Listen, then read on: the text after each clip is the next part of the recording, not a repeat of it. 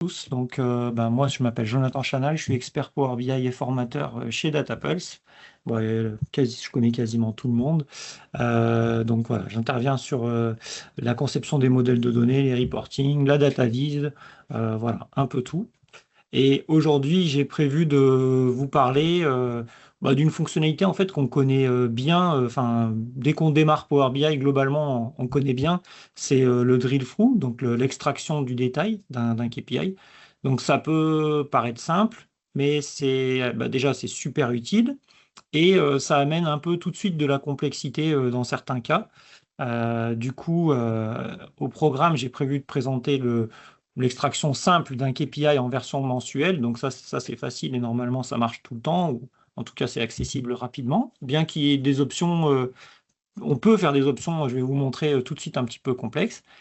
Et puis ensuite, une fois qu'on aura vu ça, on verra comment ça marche quand on est du coup en year-to-date, en cumul annuel. Là, c'est pas aussi facile que ça. Parce que du coup, le risque, c'est qu'au moment de l'extraction, ils prennent en compte uniquement les dates de la période sélectionnée et pas les dates de l'année complète. Alors que quand on est en year-to-date, on a envie d'extraire toute l'année. Non, c'est vrai.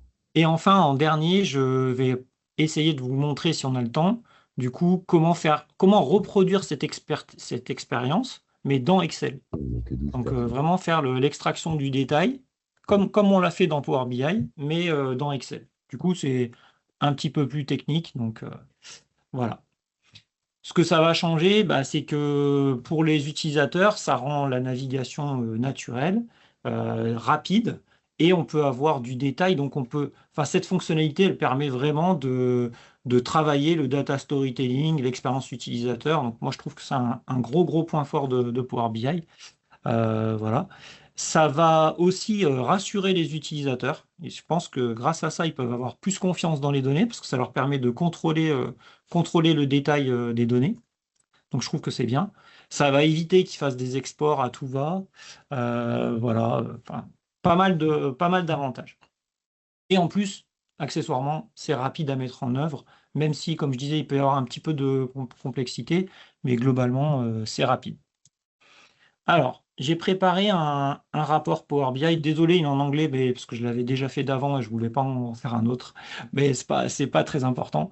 Donc, c'était un rapport autour de l'analyse des données clients et il permet de faire pas mal de choses, dont déjà des extractions de données.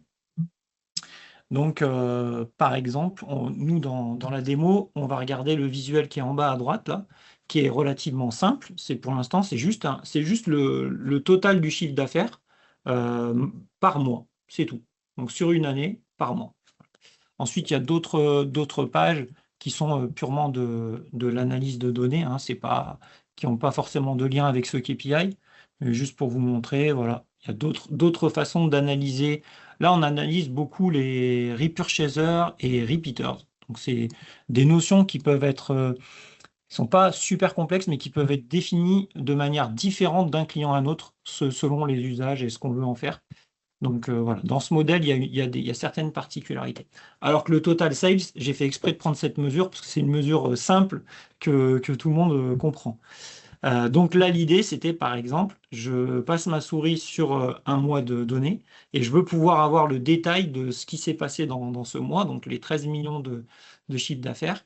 Et du coup, ça me permet d'atterrir sur une page qui est masquée habituellement. Généralement, on évite de laisser les pages de détails affichées parce qu'elles sont intéressantes que quand c'est filtré, justement.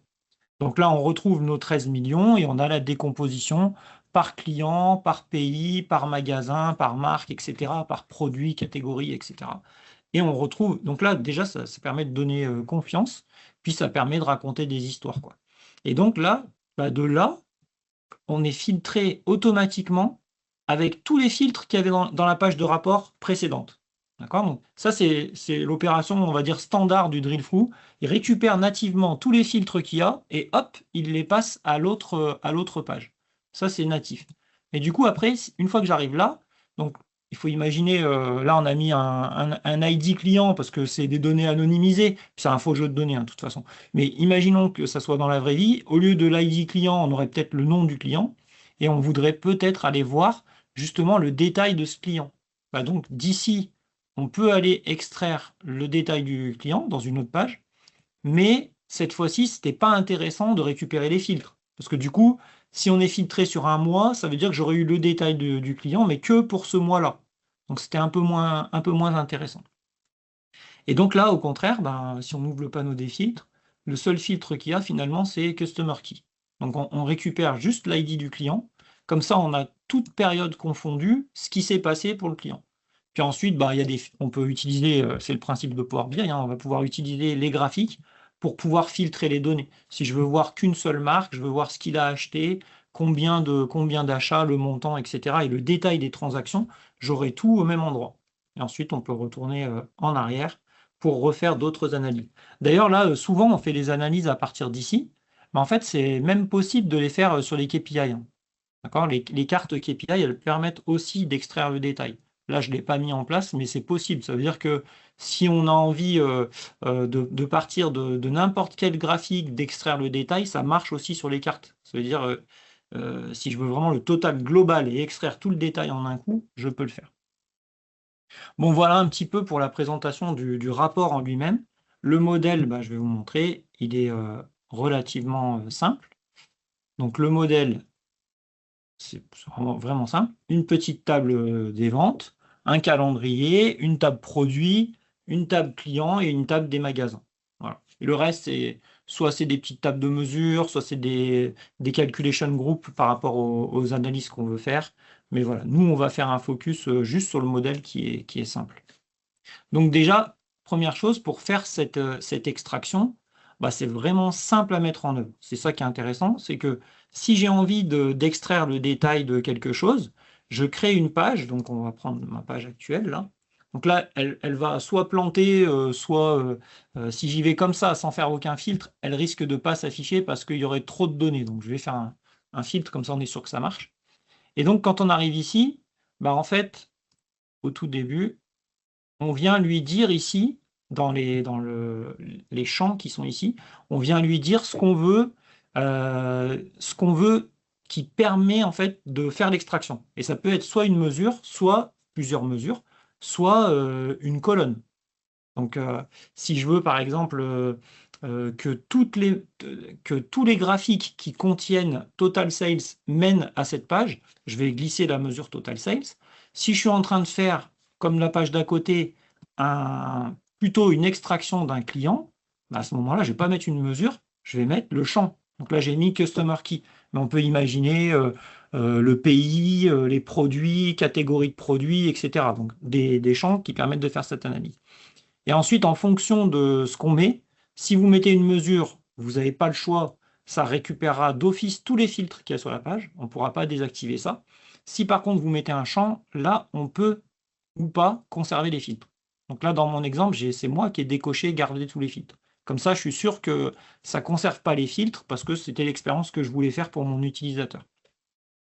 Vous avez aussi l'option interrapport qui permet de faire cette même extraction, mais d'un rapport à l'autre. Donc ça, vous êtes sur votre tenante Power BI et vous voulez passer d'un rapport à l'autre et extraire les données, bah, c'est possible.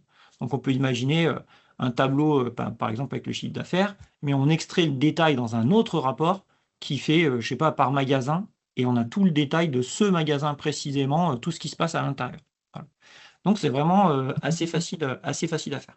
Et ouais, je ne vais pas recréer la page, parce que on va perdre un peu de temps du coup.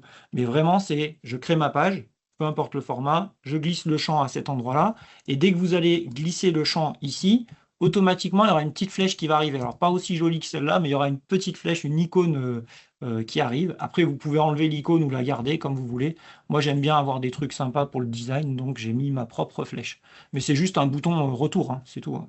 C'est juste un bouton d'action qui a une action précédente. Comme ça permet de revenir en arrière. Alors, ce qu'on va faire, c'est qu'on va regarder comment ça fonctionne. Donc, ça fonctionne bien comme ça en mensuel, en version mensuelle. Puis surtout, là, on n'a pas de notion de date. Vous voyez, dans ce tableau, il n'y a pas de notion de date. Donc, en fait, même si on avait une mesure en year-to-date, on ne verrait pas trop l'impact. Donc, ce que je vais faire, je vais juste dupliquer celle-là. On va repartir de zéro comme s'il n'y avait pas de champ d'extraction. Voilà, je vais dupliquer ça. Et là-dedans, on va mettre la date. On va mettre la date du calendrier. Comme ça, on aura par client et par date ces transactions. D'accord? Donc là, il risque de planter. Bon, ça va, il y est allé, mais ça risquait de planter parce que quand il y a beaucoup de transactions dans la page, au bout d'un moment, la matrice, elle n'arrive plus à rendre le résultat, hein. Donc voilà. Je vais aussi mettre que la mesure total sales, comme ça, c'est plus simple à comprendre. Et pour l'instant, si on fait l'extraction, donc on disait tout à l'heure, avec juste la mesure total sales, donc je glisse ma mesure ici. Là, vous noterez qu'il ne met pas d'icône parce qu'il a reconnu, je ne sais pas comment, mais il reconnaît qu'il y a déjà un bouton retour, donc il n'en a pas besoin.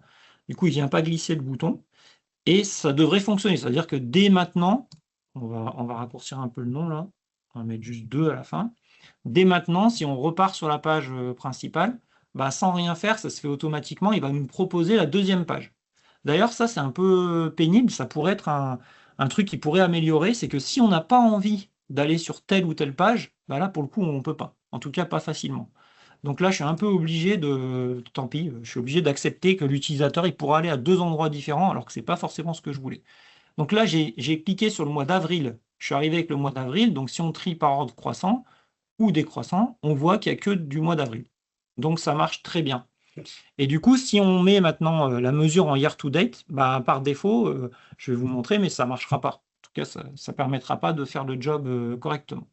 Donc ce qu'on va faire, je vais aller faire la mesure, parce que pour l'instant, on ne l'a même pas. La mesure total sales, juste pour vous montrer, c'est juste une somme. C'est une simple somme.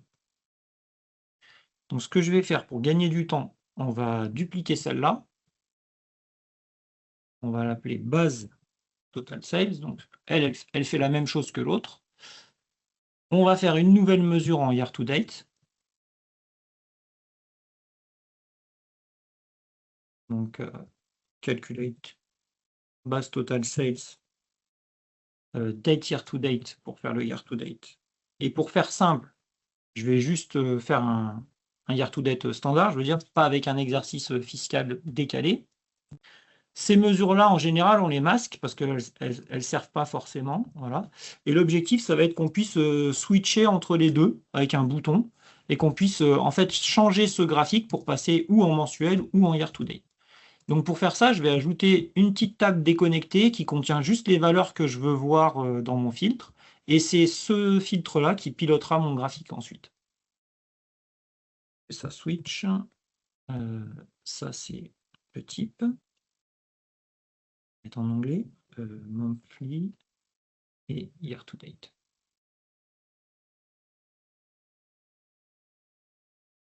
Voilà, une petite table toute simple. Hop.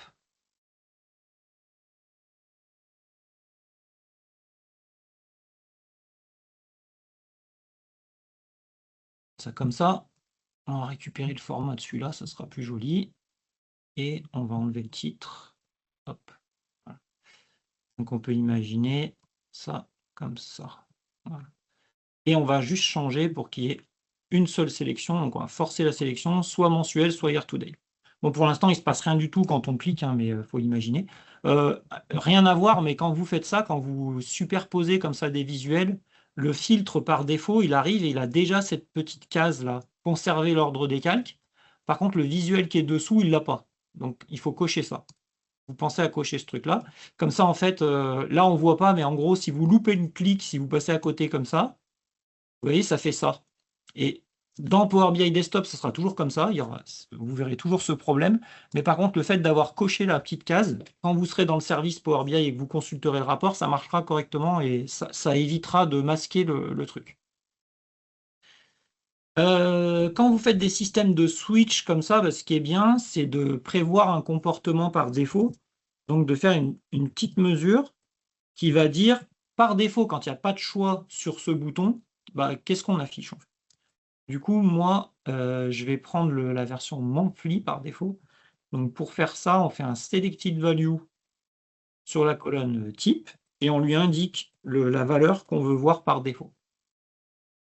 Ça, quand il n'y a pas de sélection sur ce bouton, ça affichera monthly. Et si on affiche year to date, ça affichera year to date. Pareil, je vais la masquer parce que c'est une mesure de data vise, on va dire. Et ensuite, la mesure finale. Donc, elle, on va faire simple, hein. On va juste faire un if en disant si la mesure que je viens de créer égale à monthly, alors on renvoie la mesure base total sales. Sinon, on renvoie la mesure total sales year to date. Voilà. Et c'est celle-là qu'on. Du coup, en faisant cette manip, j'ai pas besoin de changer quoi que ce soit. Le fait d'avoir eu mes deux mesures là et d'avoir impacté celle-là, bah, vu que c'est celle-là qui est utilisée dans tout mon rapport, ça veut dire que le bouton year to date, il va marcher de partout. Donc si on clique là, hop, on a bien du year to date. Il vient bien cumuler comme ça. Voilà. Donc, n'hésitez pas, hein, s'il y a des questions entre-temps, vous me dites, hein, parce que moi j'avance. Du coup, une fois qu'on a ça, si on refait l'expérience, je suis sur les 13 millions, je veux extraire sur la nouvelle page, pas de problème, 13 millions, et j'ai bien que des ventes d'avril. Si par contre je passe en year to date, et là le but quand on est en cumul, c'est pas d'extraire le mois d'avril, c'est d'extraire le cumul depuis le début de l'année, là ça marche pas. Donc si on fait ça, le chiffre est bon, donc on a bien le cumul, les 116 millions là et là, c'est bien les bons chiffres. Par contre, la date, on est toujours sur avril. Là, il a du mal à y aller parce qu'il y a beaucoup de données, mais vous voyez, on est toujours sur avril. Donc le filtre, en fait, il l'a récupéré. Vous voyez, il récupère tous les filtres ici et il m'a récupéré avril. Donc, pour corriger ce problème, au lieu d'utiliser la date de la table calendrier, on va utiliser plutôt la date de la table de fait. Donc la table de fait, elle est comme ça. Elle est branchée sur order date. Donc c'est celle-là, c'est order date qu'on va utiliser pour régler ce problème. Et logiquement, ça devrait marcher. Donc on va mettre order date ici. Voilà. On le voit tout de suite, là, ça marche, hein. Mais si on va refaire une petite extraction, on va prendre celle-là. Février, on s'attend à avoir presque 80 millions. Là, on a bien nos 80 millions. Et là, maintenant, on est bien sur janvier à février. Il a bien pris les deux pour le faire. Donc voilà. Déjà, ça, c'est le premier truc. Souvent, il y en a plein qui ne savent pas faire cette extraction en year to date. Et donc, l'astuce, elle est simple. Côté Power BI, en tout cas, elle est facile. Juste, vous mettez la date qui vient de votre table de fait au lieu de mettre celle qui vient de la table calendrier. Et ça va corriger le souci. Voilà. Et de là, après, hein, ça ne change pas mon expérience de tout à l'heure. Si de là, je veux aller voir le détail d'un client, tac, je peux retourner sur Customer Detail Overview et ça fonctionne pareil. J'ai rien changé du tout dans le fonctionnement. C'est juste le champ client qui mène à cette page. Donc, on a tout qui fonctionne. Voilà déjà pour cette première partie. Voilà. Ensuite, moi, ce que j'aime bien faire, c'est j'aime bien reproduire cette expérience dans Excel. Parce que la plupart de nos utilisateurs, en tout cas très souvent, on a des utilisateurs, ça fait 30 ans qu'ils travaillent dans Excel, voire plus, et qui maîtrisent bien Excel, qui sont habitués à ça. Et donc, quand ils veulent faire des contrôles, pour eux, c'est plus facile d'aller faire un petit tableau dans Excel ou un tableau croisé dynamique, faire égal et faire la somme de certaines cellules, etc., que de faire du Power BI. Donc souvent, on les encourage à utiliser l'expérience Excel, mais connectée au modèle de données. Donc ça, c'est ça qui est sympa. Je ne vous dis pas de faire des exports, hein, pas du tout, mais d'utiliser Excel connecté au modèle de données, ça c'est super bien. Donc pour faire un analyse in Excel, normalement, vous publiez votre rapport dans le service Power BI, et c'est depuis le service Power BI que vous récupérez la connexion et que vous allez en fait télécharger un petit fichier Excel qui est connecté au modèle et on va dedans. Du coup là, pour pas faire tout ça, et puis juste pour aller vite, j'ai un outil externe qui s'appelle Analyze in Excel et lui va permettre d'aller dans Excel directement pour faire un TCD et pour simuler la connexion au modèle de données. Donc là, on arrive dans Excel, on a exactement la même expérience. Donc, attendez, je vais juste enlever le truc en plein écran, là, ça me gêne. Il est où? Là, tac. Voilà. On va juste sortir du plein écran. Voilà, comme ça, c'est mieux. Donc on arrive et on est connecté au modèle. Donc ça se voit ici, en données, requête et connexion. Là, normalement, vous devriez avoir votre modèle sur Internet. Hein, voilà. Et là, en fait, on a un truc local host. Et donc, on est connecté au modèle de données. Et donc, ça fonctionne très bien. Si vous prenez une mesure, tac, donc la même mesure que tout à l'heure, vous pouvez, par exemple, ajouter un petit segment pour avoir les années, ventiler ça par mois en colonne, et puis, je ne sais pas, on va mettre par continent et par pays, voilà, qu'on ait un KPI. Et d'ailleurs, le switch qu'on a fait tout à l'heure, il fonctionne. Vous récupérez aussi le switch. Donc, je peux ajouter un switch, tac, year to date, mensuel, on voit que ça fonctionne, tout va bien. Alors, il y a deux problèmes quand vous faites ça, sans parler de l'histoire du monthly et year to date. C'est déjà le premier problème, c'est que on peut extraire le détail, comme dans tous les tableaux croisés dynamiques, vous pouvez double-cliquer sur une cellule et ça ouvre le détail, et donc vous pouvez voir le détail dans l'autre page.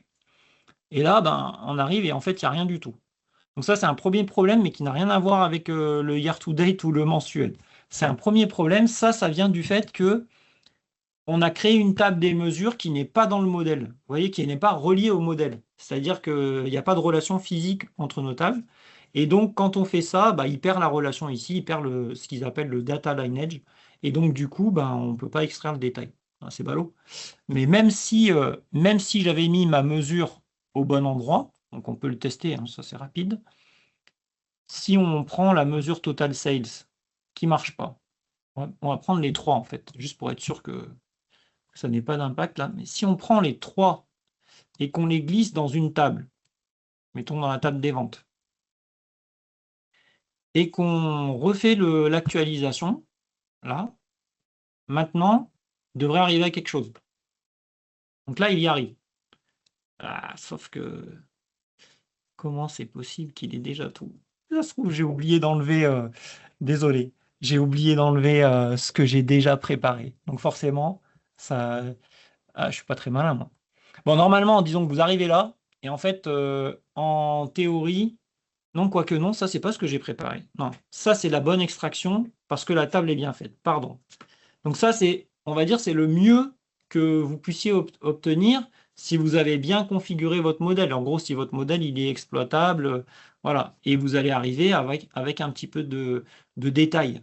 Mais parfois, dans la table de fait, il n'y a rien, en fait. Une table de fait, normalement, c'est des dates, des codes, des montants, et donc il n'y a rien qui est vraiment exploitable par vos business users. Donc, en fait, ce qu'on préférerait, c'est pouvoir faire la belle extraction comme on avait côté Power BI. Donc là, en gros, la même que celle-là, avec les bonnes colonnes, etc. Donc, je vais revenir en arrière, je vais remettre mes mesures au bon endroit. Sales, hop, hop, hop, et on va remettre ça là-dedans.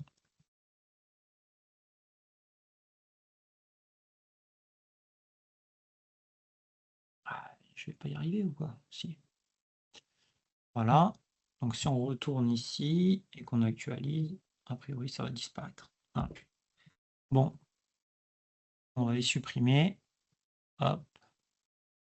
Donc, l'objectif, c'est qu'on arrive à extraire quand même ce qui fonctionne. Donc, pour faire ça, pour avoir un joli tableau qui fonctionne, et en plus qui fonctionne en mensuel et en year-to-date, on ne peut pas le faire directement dans Power BI. En fait, on pourrait, mais c'est un petit peu galère à coder. On pourrait, avec la nouvelle fonctionnalité là, qui existe depuis un petit moment, qui est le TMDL. En fait, dans le TMDL, on pourrait glisser une mesure et on pourrait modifier certaines propriétés, mais je trouve que c'est plus compliqué qu'autre chose. Donc moi, je vais vous montrer plutôt via Tabular Editor. Non, mais en plus, c'est évident. C'est évident que ce ne serait pas simple à écrire ici. Quand on aura fini la démo, on reviendra ici avec la mesure, on verra le code qui prouvera qu'on peut le faire ici, mais c'est plus facile de le faire via Tabular Editor. Donc, par quoi je commence? En fait, moi, je commence toujours par préparer ma requête. Donc, préparer ce que j'ai envie de voir quand je vais faire mon extraction dans Excel. Donc, pour préparer ça, ce qu'on peut se dire, c'est que j'ai besoin d'une table qui contienne toutes mes données. Donc, je vais faire, ici, on commence toujours par Evaluate, hein. Je vais faire un summarize de la table des ventes, des sales. Et le fait de passer par la table des ventes, ça me permet d'appeler un concept qui s'appelle le concept des tables étendues et qui va me permettre de récupérer toutes les colonnes, en fait, de toutes les tables qui ont une relation de 1 à plusieurs avec cette table. Autrement dit, si on est sur une table de faits, bah, généralement, vous pouvez taper dans toutes les colonnes qu'il y a autour, dans quasiment tout le modèle, si tout est relié à votre table de faits. Et ici, on voit, dès que je fais virgule, bah, j'ai accès à tout, en fait, hein. Là, j'ai vraiment accès à toutes les colonnes. Donc, on va prendre, alors, pas la colonne de date de la table calendrier, puisqu'on sait qu'elle ne marche pas, celle-là. Donc, on va prendre order date. On va prendre le customer key, comme tout à l'heure, comme ça on l'a. On va prendre le continent de la personne, country.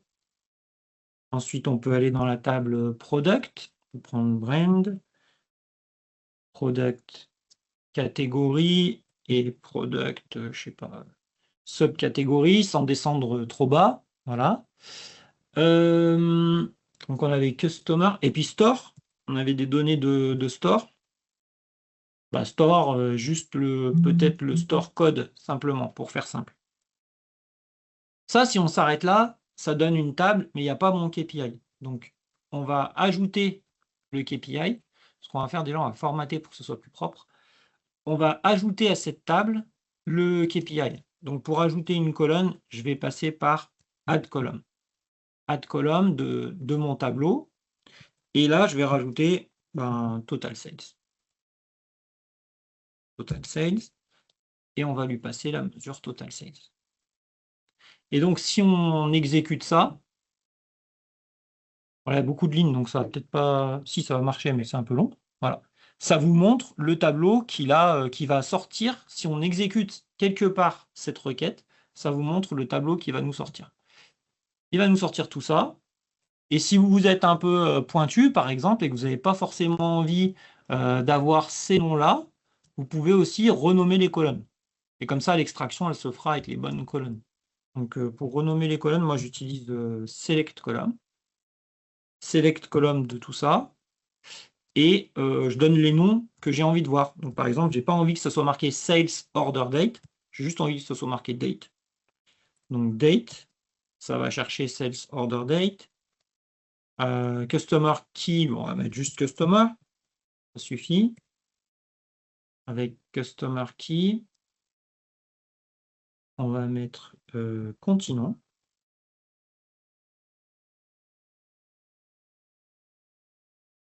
Ah, ensuite, on va mettre country.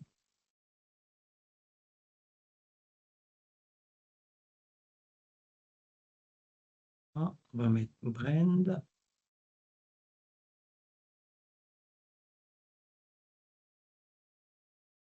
On peut mettre catégorie simplement. Subcatégorie. Subcatégorie. Oups, pardon. Subcatégorie. Après, j'avais dit quoi? Country code. Donc ça, c'était... On va juste mettre store. Store. Country code. Et notre total sales à la fin. Je peux juste l'appeler peut-être sales. Non, total sales, c'est là. Total sales. Avec la mesure total sales. Et donc ça, si on réexécute, voilà, on voit que ça a renommé les colonnes correctement. Donc ça, c'est ce qu'on s'attend à voir côté Power BI. Bon, du coup, pour exploiter ça, on peut sélectionner tout ça sans le evaluate là. Il ne nous faut pas le evaluate. Donc, on peut prendre toute cette brique là et on peut passer par Tabular Editor pour utiliser une propriété qui s'appelle Detail Rows et qui va vous permettre de mettre une expression de table qui vous renvoie une table. Donc là, ce n'est pas une valeur scalaire. Vous ne pouvez pas mettre somme de quelque chose. Il faut que ça soit une table. Et vous pouvez la mettre sur la mesure en question. Donc là, voilà, pardon. Dans KPI, total sales, total sales. Et donc, si on cherche un peu plus bas, vous avez une propriété, detail rows expression. Et là-dedans, on vient coller le code. Voilà. On colle le code, on enregistre. C'est tout. Et du coup, si on retourne dans Excel, on actualise. Je suis en mensuel. Donc, si je veux extraire, par exemple, les 457 000, je double-clique. Et là, j'ai le tableau attendu. Donc là, j'ai vraiment le vrai tableau qu'on vient de définir avec les colonnes correctement. Bon, il y a les crochets, mais on comprend, en tout cas, c'est lisible. Et on peut afficher le total du tableau. Et normalement, vous êtes censé voir le bon chiffre en bas. Alors là, ça marche parce que j'ai pris très peu de données. Donc, on a 423 lignes, du coup, pas de problème, le chiffre est bon. Si vous faites une extraction un peu plus loin, par exemple là, on prend un plus gros chiffre, là, celui-là, et que vous mettez votre total, là, ça ne va pas marcher. Là, le total, il n'est pas bon, parce que par défaut, le système s'est arrêté à 1000 lignes dans le tableau. Donc, pour éviter d'avoir des grosses volumétries pour rien. Donc, du coup, il s'arrête comme ça. Vous avez deux façons de solutionner le problème. Soit vous faites un clic droit dedans et vous pouvez modifier la requête qui filtre, en fait, vous voyez, il filtre les 1000 premières lignes. Donc, si je voulais aller plus loin, j'ai juste à changer le chiffre et mettre, par exemple, 100 000. Et du coup, il va aller plus loin et là, le total sera correct. Soit vous pouvez le faire de manière définitive. Je vais juste supprimer ça et ça. Comme ça, on y voit plus clair là dans le tableau. Vous pouvez le faire de manière définitive directement sur la connexion au modèle de données. Donc, vous pouvez faire propriété.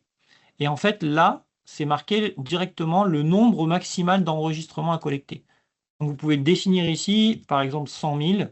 Dans tous les cas, vous ne pouvez pas aller à plus d'1 million, parce que Excel, c'est 1 million. Donc, voilà. Et là, du coup, automatiquement, quand on double-clique, si on met le total, là, il va aller jusqu'en bas. Vous voyez, on est à la ligne 1377 et ça marche, on a directement le chiffre. Alors, un joli cas d'usage pour ça, moi, je l'avais fait il n'y a pas très longtemps, c'était, là, on a fait un truc simple avec juste le total sales, mais on peut imaginer vraiment d'avoir plusieurs colonnes et d'avoir le détail d'un KPI. Par exemple, j'ai un pourcentage qui fait la division entre deux autres KPI, je peux mettre 3 colonnes avec vraiment les valeurs et le résultat attendu. Comme ça, la personne elle peut tout contrôler. Et justement, ça permet aussi de voir, est-ce que des fois, il n'y a pas des lignes qui sont arrivées dans l'extraction alors qu'elles ne devaient pas être là. On a oublié de filtrer certaines lignes ou ce genre de choses. Donc voilà, ça marche. Le truc un peu chiant, c'est qu'à chaque fois que vous allez double-cliquer pour faire une extraction, ça va vous ouvrir une feuille. Moi, je les supprime à chaque fois parce que ce n'est pas un truc qui est censé rester. Donc, je préfère les supprimer à chaque fois. Par contre, maintenant, si on fait en year to date, on va avoir le même problème que tout à l'heure. Normalement, si on fait 794 000 là, si je ne me trompe pas, on ne doit pas avoir... Voilà. Là, on a le nombre de lignes, mais on n'a pas le bon montant. Et surtout, on va le voir parce qu'il n'y a que du mois de mars. Vous voyez ? Donc là, du coup, ça complexifie un petit peu la logique. Pourtant, vous avez vu que dans ma requête DAX, j'ai pourtant mis la date order date. Hein. Mais ça n'a pas empêché, il n'a pas su faire. Voilà. Donc en gros, ce qu'il faut qu'on fasse pour que ça marche, il faut qu'on recalcule cette table pour avoir les bonnes bornes de date. Donc du coup, les bonnes bornes de date, pardon, c'est quoi? Quand vous êtes en version monthly au mois, en fait, c'est le minimum, la date de début, c'est le minimum dans le contexte actuel. Donc c'est juste un min date. Et la date de fin, dans tous les cas, la date de fin sera toujours un max de la colonne de date. Par contre, quand vous êtes en year to date, le max, c'est pas de problème, mais le min, c'est pas le minimum dans le contexte, c'est le minimum de l'année. Du coup, il faut recalculer pour arriver au début. Donc, ce qu'on va faire, on va changer le code ici et on va passer ça dans un calculate table pour faire une table calculée. Et on va lui mettre deux paramètres. On va mettre var start date égale, on viendra compléter après, et on va mettre var end date. Donc le end date, on a dit, c'est tout le temps un max dans le contexte actuel. Donc c'est toujours un max de la table calendrier. D'ailleurs, attends, je suis en train de me dire pourquoi je le mets là-dedans. Je vais le mettre au-dessus, hein. Je vais le mettre ici, ça sera plus lisible, je pense. Voilà. OK. Et quand on fait des variables, on renvoie return. Donc, c'est pour la start date que c'est plus compliqué. Donc, pour la start date, on va lui dire si la mesure qu'on avait tout à l'heure qui récupère le switch, default switch, égale monthly, alors bah là, tu fais un min tout simple, min de calendar date. Donc, comme ça, si vous êtes sur un mois, 31 mars, le min, ce sera 1er mars, le max, ce sera 31 mars. Et sinon, on va lui dire calculate le min de calendar date, mais par contre, moi je vais le coder comme ça, je vais lui dire all except calendar, virgule, hier. En gros, ce petit bout de code, il va permettre de dire tu vas me chercher la date minimum sans tenir compte des filtres qui peuvent arriver dans les colonnes de la table calendrier, à part l'année. Donc, à partir du moment où il n'y a que l'année qui filtre, ça veut dire que le min, ça sera bien le 1er janvier, dans mon exemple. Et ensuite, une fois qu'on a ça, bah, on va utiliser ces dates pour filtrer cette table avec date between. Date between, où là, on va lui dire de se baser sur start date pour le début et end date.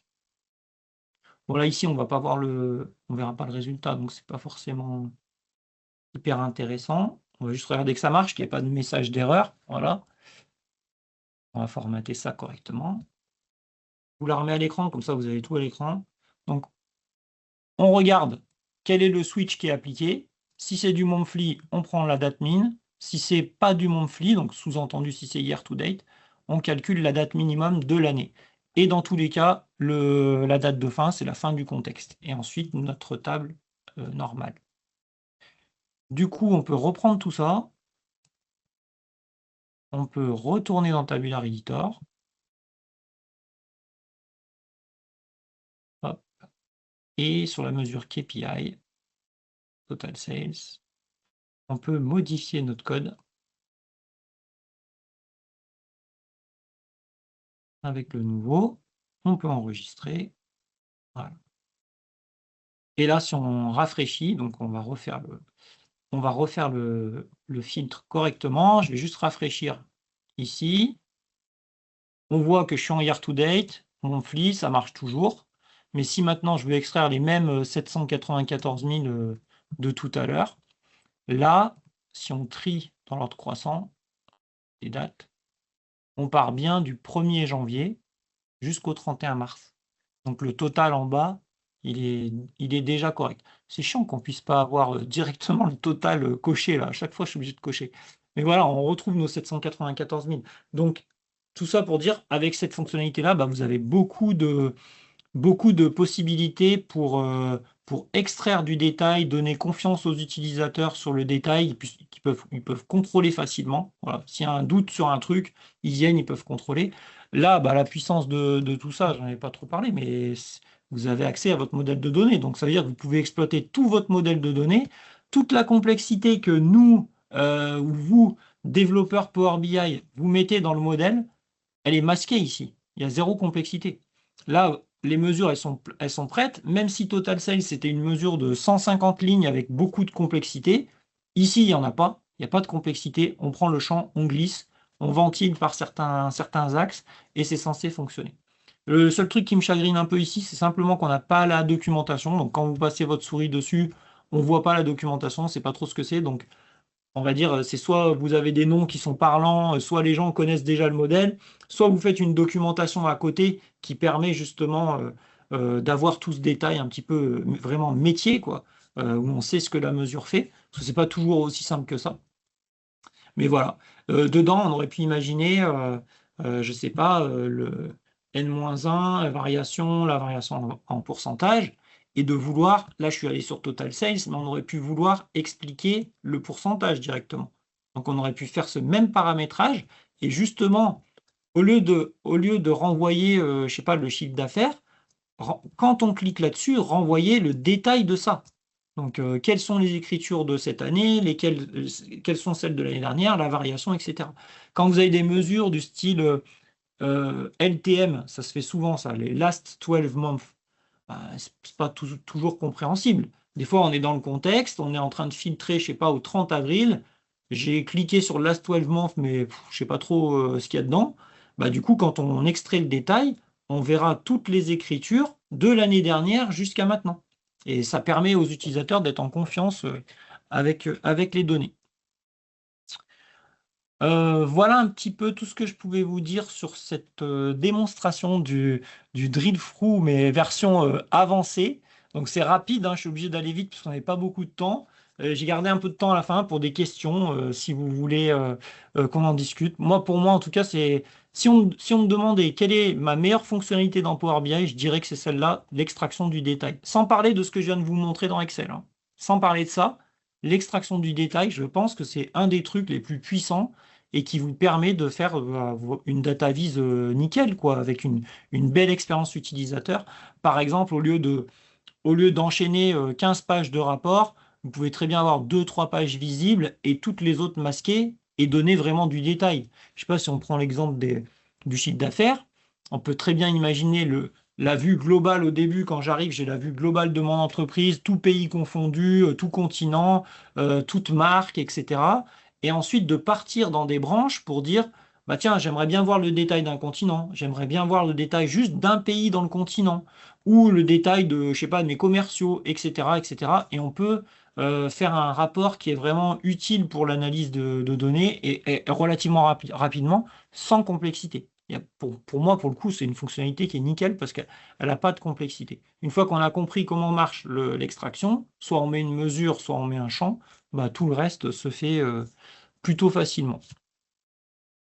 Voilà. Est-ce que vous avez des questions, des choses à éclaircir ou à demander, même si ça n'a pas forcément de lien avec ma présentation d'ailleurs, hein, mais je sais pas.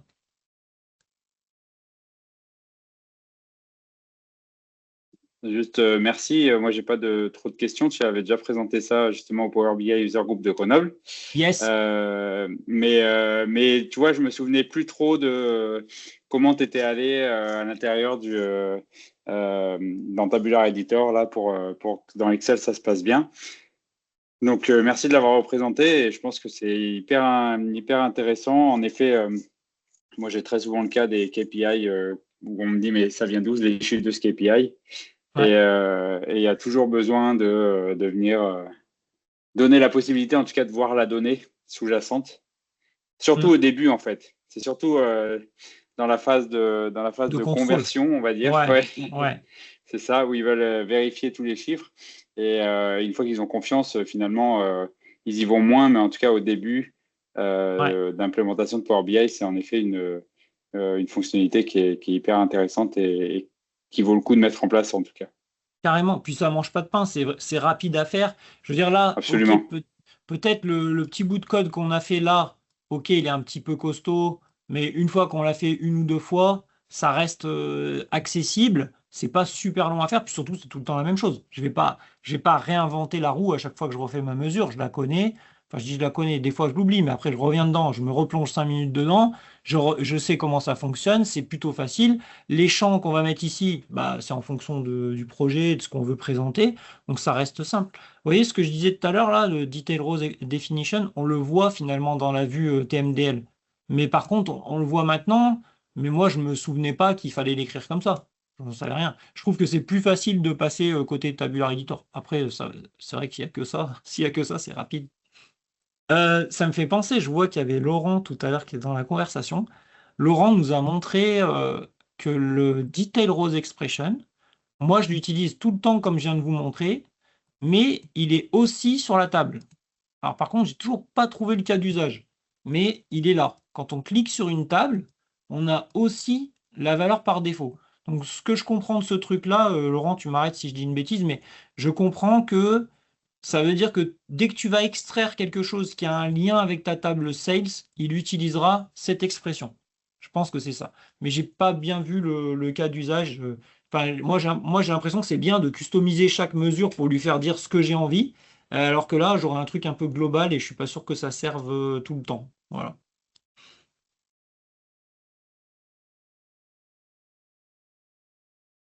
Je dois intervenir? Tu peux, tu peux. Eh bien, tu as tout à fait raison. Non, Tu- c'était bien, c'est bien l'expression par défaut. C'est sur la table, elle permet juste quand on n'a pas spécifié spécifiquement, enfin quand on n'a pas spécifié pour une mesure Ouais. le comportement de Dreadful attendu. Ah, d'accord. Ok. Bon, après, voilà, j'ai pas trouvé vraiment pour l'instant le cas d'usage pour l'utiliser, mais si ça se trouve, ça viendra, hein. Donc, voilà. Et vous connaissiez, enfin, ceux qui sont dans la réunion, vous connaissiez l'astuce là de switcher la table calendrier, de pas prendre le champ de la table calendrier, mais de prendre order date qui vient de la table de fait. Non, pas du tout. Parce que moi, il y a plusieurs clients qui nous ont sollicité pour ça en disant on a fait des pages d'extraction, par contre, on ne sait pas Ouais. faire marcher en year-to-date, ça marche jamais. Et Ouais. au final, c'est plutôt simple, mais c'est vrai que si on ne le sait pas, ben, du coup, on galère. Et on sait pourquoi la table calendrier fonctionne pas là quand on la passe ou Alors, moi, ma supposition, c'est parce que tout ce qui est fonction temporelle, ça marche pas sur tes tables de fait en général. Peut-être, j'ai pas testé, peut-être que ça marche si tu actives Auto Date Time, mais comme je sais que moi, je le désactive tout le temps, ce truc-là, pour moi, c'est la bonne pratique, sûr. c'est de le désactiver. Du coup, dans mes fichiers, il n'y aura jamais date et heure automatique. Donc, et je pense que sans ça, tes fonctions temporelles style same period last year, date year to date, elles ne fonctionnent pas sur la table de fait. Je crois, hein. Ah ouais, ok. Donc il n'arrive pas à les passer parce qu'il ne sait pas les simuler, entre guillemets. Ouais. On peut, Ok. on peut le tester, c'est vite fait. On va mettre base total sales, on va mettre l'année et on va mettre les mois en dessous. Si on fait comme ça, on a quoi? Voilà, comme ça.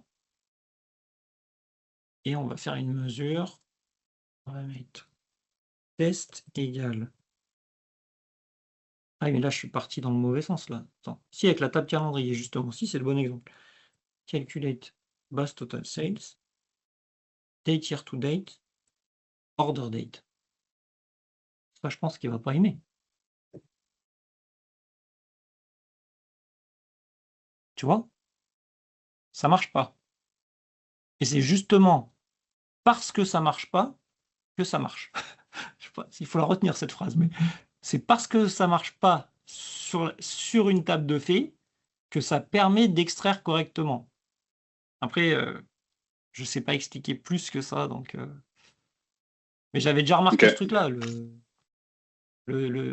et même le same period last year, c'est pareil, hein. Same period last year, il va pas marcher non plus, hein. Si on fait calculate base total sales, same period last year sur order date, il va pas du tout aimer. D'ailleurs, voilà, donc là, ça marchera pas, hein, clairement. Il n'y a rien qui va marcher. Et pour valider le point, on va juste faire auto date time.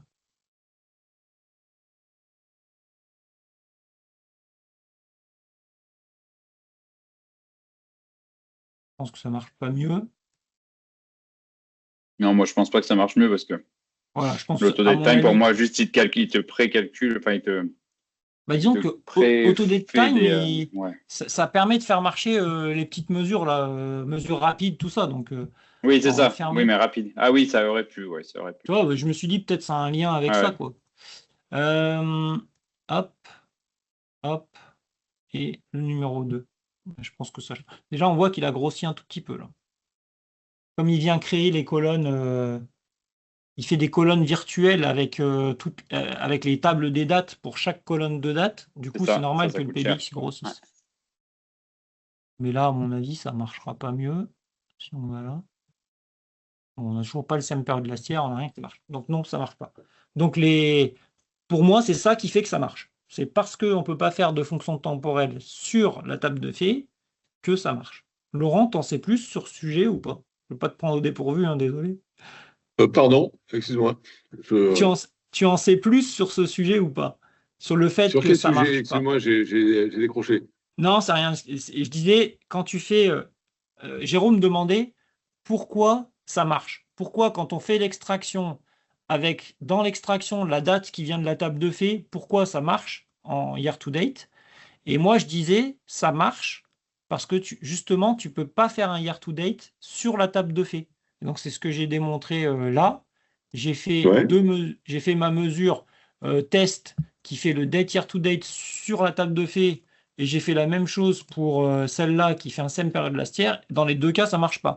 Le same period last year, on n'a rien. Le date year to date, il fait pas de year to date. Et je dis, pour moi, c'est grâce à ça que l'extraction marche en year to date. Donc voilà. Je pense que pour le coup, si c'est un vrai bug, il nous arrange ce bug. Parce que sinon, je ne saurais pas faire. Enfin, après, c'est pas que je ne saurais pas faire. Je pense qu'on peut le faire. On peut le coder. Je suis quasi sûr qu'on peut le coder de la même manière que j'ai codé ma mesure pour Excel.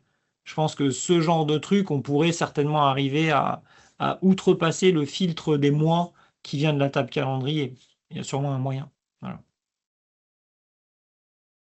Est-ce qu'il y a d'autres questions? Moi, j'ai juste une question. Enfin, j'en ai une autre, pardon. Je prends un peu peut-être trop la parole. Non, pas de souci. L'expression là que tu mets dans drill through expression là, ou Dans detail expression, oui. detail row expression, est-ce qu'elle sert à autre chose que dans Excel? Non. Est-ce qu'elle sert à autre chose dans Power BI? Ah, par exemple, dans Power BI, mais si, je pense qu'il y a une autre façon de s'en servir. Là, je ne vais pas faire la démo maintenant parce que je vais me planter, mais il y a une autre façon de s'en servir. C'est que comme c'est une expression de table, tu peux très bien créer une mesure qui contient rien du tout. Tu vois, tu fais une mesure qui contient égal 2 guillemets. Tu vas dans ta mesure, tu vas là-dedans, et là-dedans, tu viens faire ton detail rows expression, c'est-à-dire tu viens lui dire... par exemple, un filtre. Tu viens lui dire filter telle donnée avec tes conditions. Et ensuite, tu fais une mesure qui, elle, utilise. C'est une mesure d'axe, hein, detail rows. Donc, tu fais une mesure qui va dire detail rows de telle mesure. Et là, du coup, il pourrait utiliser ce filtre que tu as mis dans une autre mesure pour calculer ta mesure. Et nous, on l'a testé, donc on sait que ça marche. Pardon? C'est un peu tiré par les cheveux, mais je comprends. Alors, non, et c'est surtout, on sait que ça marche parce qu'on l'a déjà testé. Par contre, niveau expérience utilisateur, on pourra faire mieux, on pourra revenir parce que ça veut dire que tu as un truc quelque part que personne ne voit et qui est dans Tabular Editor et qu'on ne voit pas du tout. Donc, c'est voilà. Donc, c'est juste pour dire que ça existe, il y a d'autres cas d'usage, mais ce n'est pas forcément super adapté. Et par contre, ce qu'on vient de faire là, ouais, en effet, le bon cas d'usage, c'est que aussi tu peux réutiliser le detail rows de ta mesure, de cette mesure, dans d'autres mesures. Donc du coup, tu peux à chaque fois itérer dessus, enfin le capitaliser dessus plutôt, pour le réutiliser. Donc je sais pas, nous, on fait pas mal de detail rows dans des projets où on fait de l'analyse de données comptables. Ben, on va pas faire 12 000 mesures avec le detail rows, c'est tout le temps le même finalement. Quand tu veux extraire, tu veux toujours extraire le grand livre qui vient de ta compta. Bah donc du coup, on capitalise dessus, on fait une mesure comme ça et toutes les autres qui dépendent de celle-là et ça fonctionne. Voilà. Ok. Pas mal. Voilà. D'autres questions ou on clôture? Allez, bah on va clôturer sur ça. Merci à tous. Merci Jérôme pour les questions. C'était hyper intéressant en plus. Merci à toi. Profite bien de ta journée de demain à Paris. Là. Oui, merci Profites-en beaucoup. bien. Ah, ouais. Et puis, on enregistre les vidéos et ensuite elles sont dispo sur notre site web, donc vous pouvez les retrouver facilement. Voilà. Merci, bonne soirée à tous. Jonathan. À plus. Salut. Salut.